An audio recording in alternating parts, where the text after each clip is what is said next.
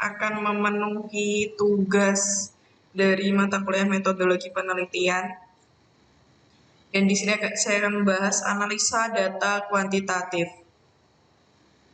Merupakan kumpulan dari nilai-nilai yang mencerminkan karakteristik dari individu-individu dari suatu populasi. Data biasa berupa angka, huruf, suara, maupun gambar. Dari data ini diharapkan akan diperoleh informasi sebesar-besarnya tentang populasi. Dengan demikian, diperlukan pengetahuan dan penguasaan metode analisis sebagai upaya untuk mengeluarkan informasi yang terkandung dalam data yang dimiliki. Dan data penelitian dikumpulkan sesuai dengan rancangan atau desain penelitian yang telah ditentukan. Data tersebut diperoleh melalui pengamatan, percobaan, maupun pengukuran gejala yang diteliti.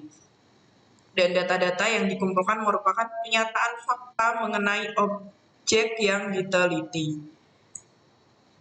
Jenis data menurut cara memperolehnya. Satu, ada data primer. Data primer adalah data yang diambil langsung dari objek penelitian atau merupakan data yang berasal dari sumber asli atau pertama. Data ini tidak tersedia dalam bentuk file. Data primer ini harus dicari melalui narasumber atau respondennya. Itu orang yang kita jadikan objek penelitian atau orang yang kita jadikan sebagai sarana mendapatkan informasi maupun data. Dan pencarian data primer bisa dilakukan dengan cara wawancara atau interview langsung dengan responden, bisa melalui telepon, email, dan sebagainya. Yang kedua, ada data sekunder.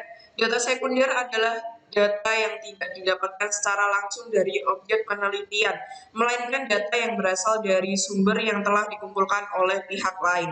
Data sekunder bisa diperoleh dengan cepat dan mudah karena data ini biasanya sudah tersedia dan kita tinggal mengambil dan mengumpulkan saja.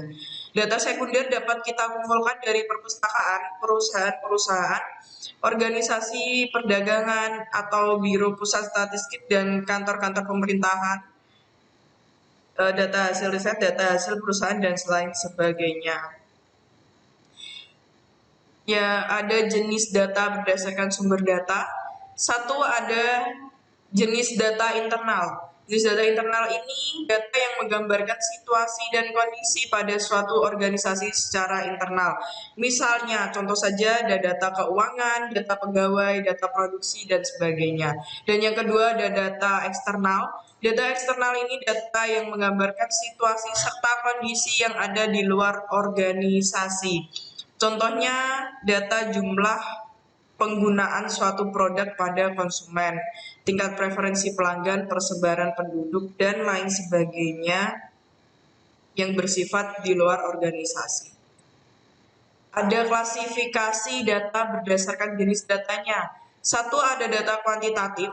Jadi data kuantitatif adalah data yang dipaparkan dalam bentuk angka. Misalnya adalah jumlah pembeli pada saat menjelang Hari Raya Idul Fitri atau tinggi badan mahasiswa dan lainnya yang berupa angka.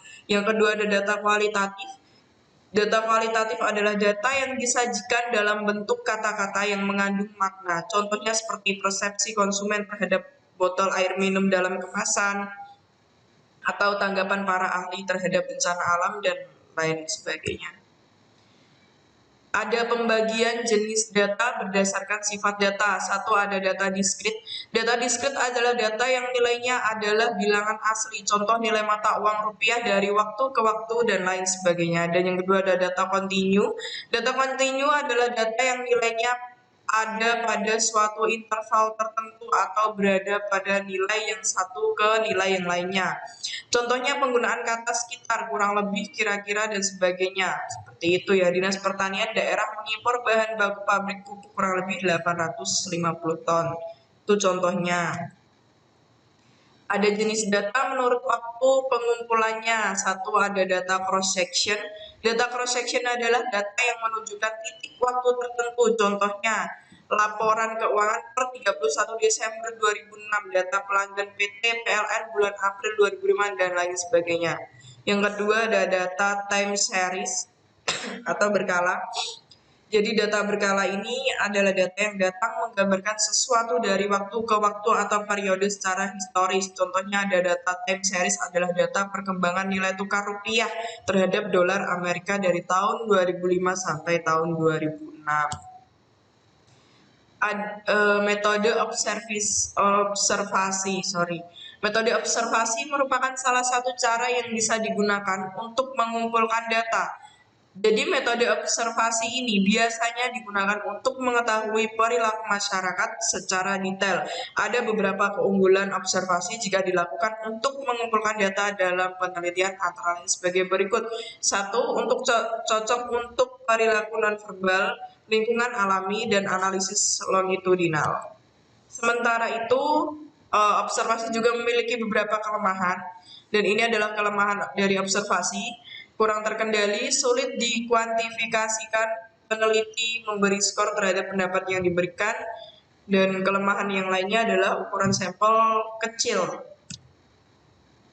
Tabulasi data yang dikumpulkan selanjutnya diklasifikasi dan diorganisasikan secara sistematis serta diolah secara logis menurut rancang penelitian telah ditetapkan.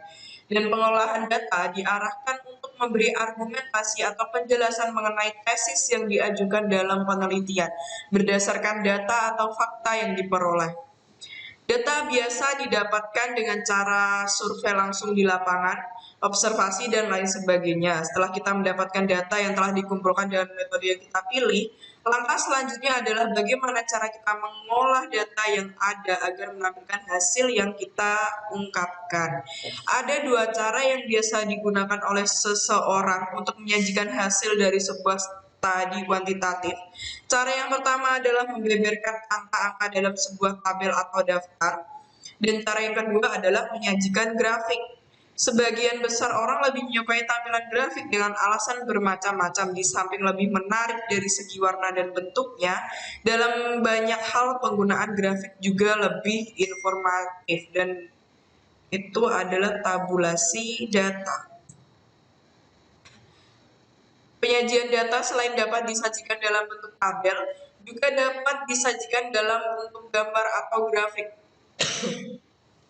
Penyajian data dalam bentuk tabel bisa disajikan dalam beberapa arah, antara lain tabel 1, arah one way table, yaitu tabel yang hanya memuat satu keterangan saja, atau two way table, yang tabel yang menghubungkan di antara dua hal yang berbeda, atau 3 arah, biasa disebut three-way table, yang menunjukkan pada 3 hal yang berbeda.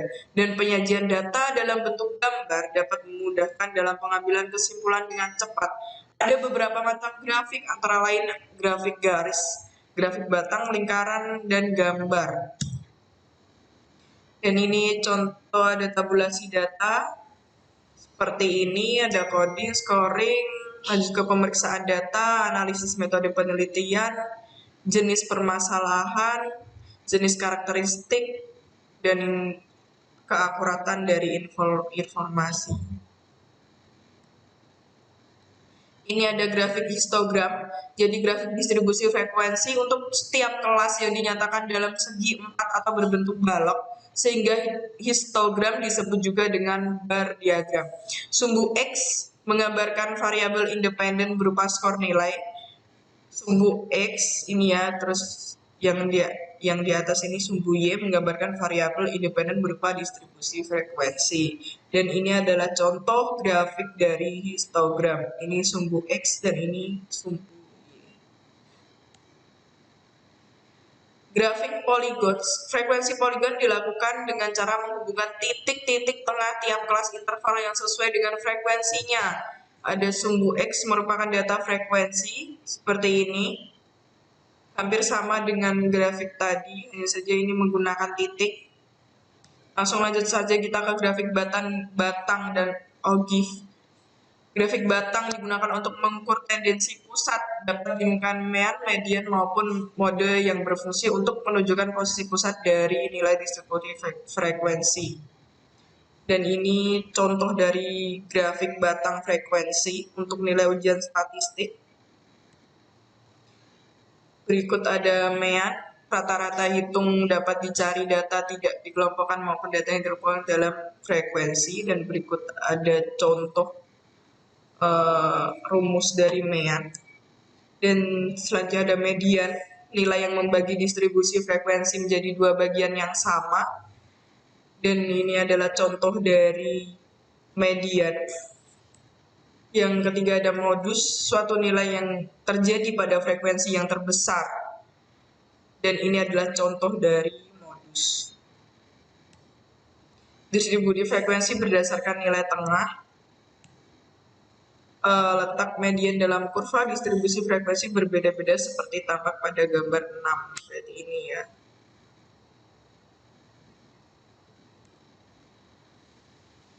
Ini gambar macam bentuk distribusi frekuensi. Dan ada prosedur penggunaan tabel dan grafik. Ini merupakan bagian data kualitatif dan data kuantitatif yang dapat digunakan dalam pembuatan tabel dan grafik. Seperti ini. Jadi ini prosedur penggunaan tabel dan grafik. Baik, terima kasih. Sekian dari saya. Saya minta maaf apabila ada salah kata. Wassalamualaikum warahmatullahi wabarakatuh.